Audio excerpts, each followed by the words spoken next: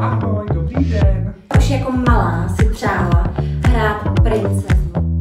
Jsme na kurzu herectví Petra Kubíka, který vlastně sám i vede. Nechceš si být melodramatický.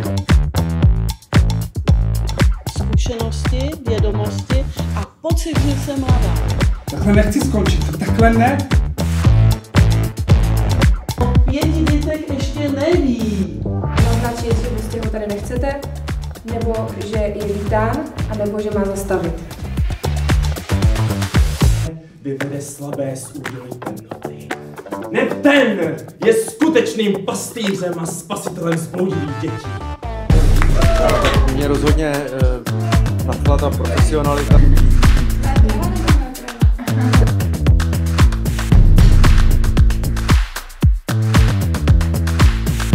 První vykročení do neznáma, takže pro mě bylo hrozně těžké překonat ten stud, který mám v sobě.